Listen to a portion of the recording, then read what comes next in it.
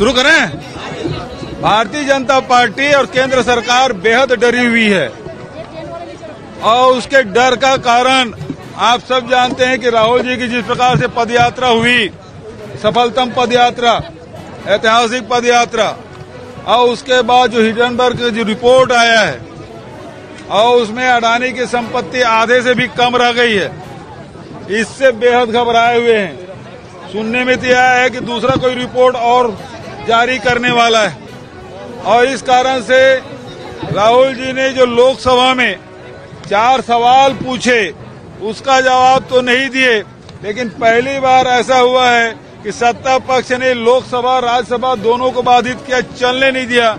2 सप्ताह से ये स्थिति बनी हुई है और अब नड्डा जी ये सवाल कर रहे हैं कि पिछड़ी जाति की हैं, पिछड़ी की अब राजनीति करने लगे हैं। आप सवाल का जवाब क्यों नहीं देते सीधा सीधा? अडानी से आपके संबंध क्या है? विदेश यात्रा कितने बार गए हैं? सेल कंपनियों से पैसे कैसे रूट हुआ? इन जो 3-4 सवाल है उसका जवाब क्यों नहीं देते? उसकी जांच क्यों नहीं कराते?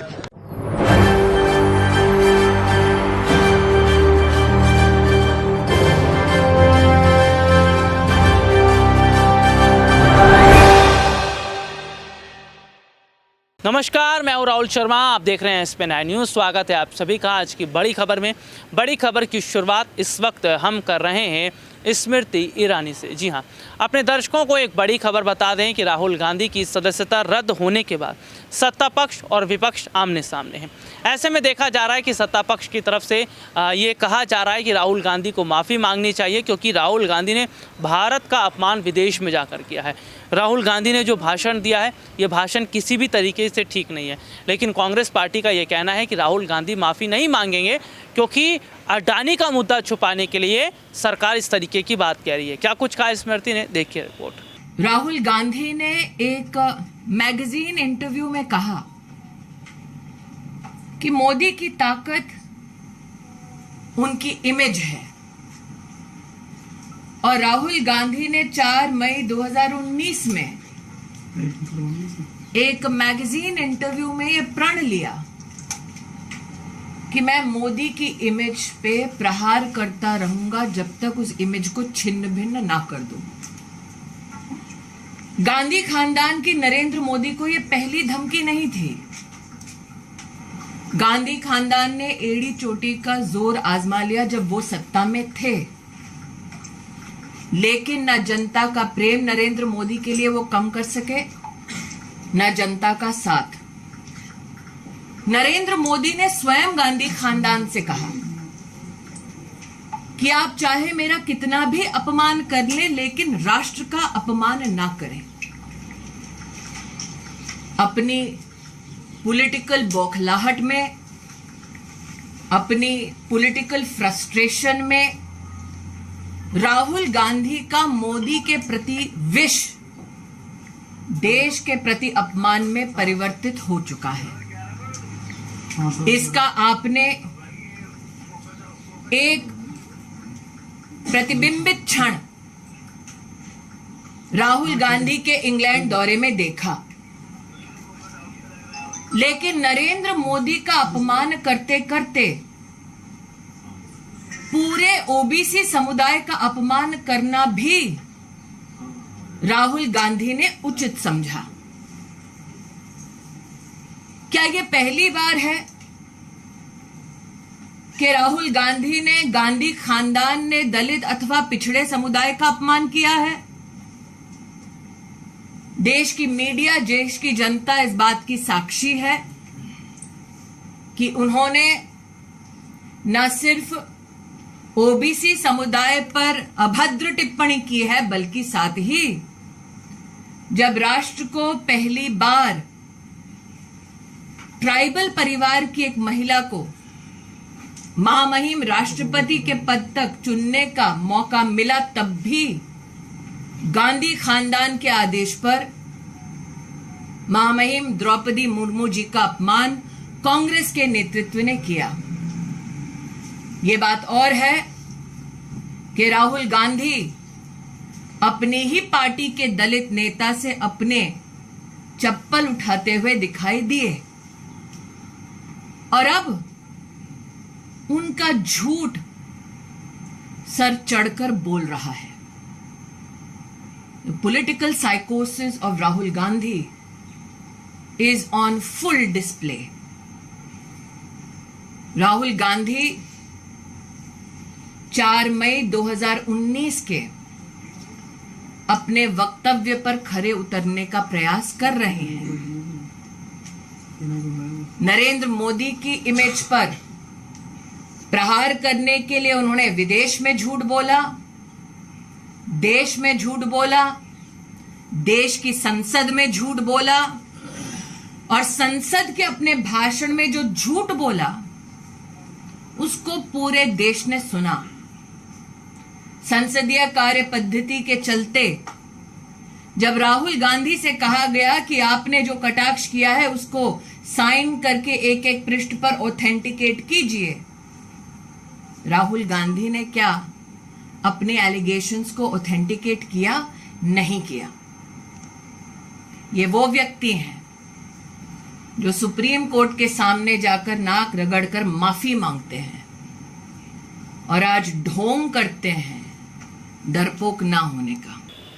ये रिपोर्ट आपने देखी जिसमें विस्तार से हमने अपने दर्शकों को दिखाया और सीधे सीधे तौर पर अपने दर्शकों को एक रिपोर्ट और दिखाएंगे जिसमें कांग्रेस पार्टी के वरिष्ठ नेता का ये कहना है कि अडानी का मुद्दा छुपाने के लिए सरकार आज कहीं ना कहीं जो है वो तमाम जो मुद्दे हैं उसको जानबूझकर उठा रही है या राहुल गांधी का मुद्दा उठाया जा रहा है जो कि ठीक नहीं है। क्या कुछ कहा कांग्रेस पार्टी के नेता ने, ध्यान से देखिए।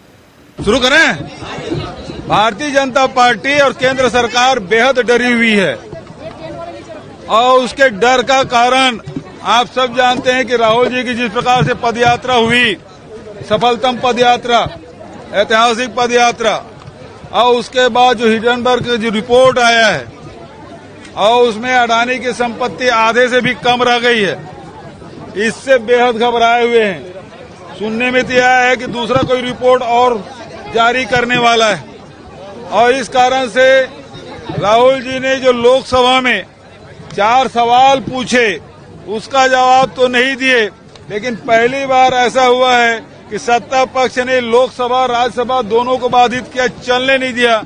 2 सप्ताह से ये स्थिति बनी हुई है और अब नड्डा जी ये सवाल कर रहे हैं कि पिछड़ी जाति की हैं, पिछड़ी के अब राजनीति करने लगे हैं। आप सवाल का जवाब क्यों नहीं देते सीधा सीधा? अडानी से आपके संबंध क्या है? विदेश यात्रा कितने बार गए हैं?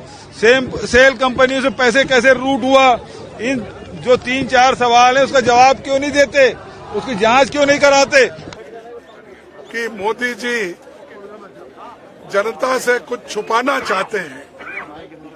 हालांकि नीरव मोदी, चौकसी, ललित मोदी, मल्ल्या ऐसे लोग करोड़ों हजारों करोड़ रुपए सरकार से लूट के बाहर चले गए, लेकिन उनके बारे में मोदी जी मुंह नहीं खोल रहे हैं और हमेशा दूसरों को टीका करने में वो बहुत अच्छा समझते हैं।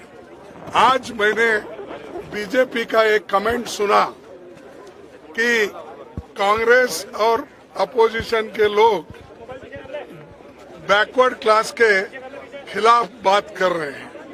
अरे भाई, बैकवर्ड क्लास जो चोरी करके भाग गए वो बैकवर्ड क्लास के हैं?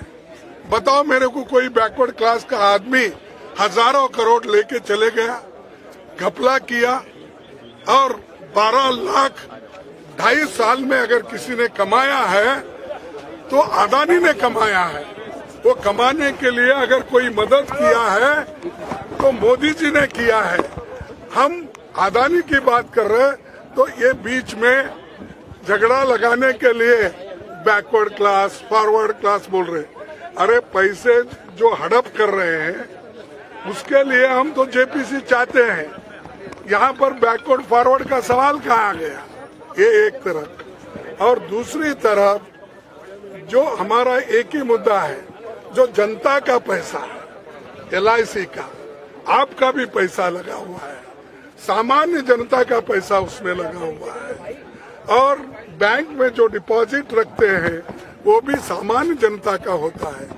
ये सब पैसा निकालकर लोन देकर उनकी जो कितनी उनकी असेट है उसका कोई देश गए थे उस वक्त कहाँ पर अदानी उनको मिले, ये सारी चीजें उन्होंने पूछी। क्या ये गलत है? पार्लियामेंट में इंफॉर्मेशन लेना गलत है? और इसलिए वो आज राहुल जी को भी बोलने नहीं दे रहे और उनके लिए उनको एक्सप्लेन करने के लिए भी वो नहीं दे रहे। इसका मतलब क्या है कि हम लूटते रहेंगे, तुम मुंह बंद करके रहो, ये उनकी चाल है। और अब आज भी कोशिश की है राहुल गांधी जी बोलने के लिए, उन्होंने चिट्ठी लिखी थी और 3 दिन पहले भी उन्होंने चिट्ठी लिखी थी कि मुझे बोलने के लिए आप परमिशन दीजिए। मेरे खिलाफ 4 मिनिस्टर्स पार्लियामेंट में बोले हैं, मुझे भी वही हक दो जो जिस मेंबर्स को या जिस मिनिस्टर को आपने हक दिया है।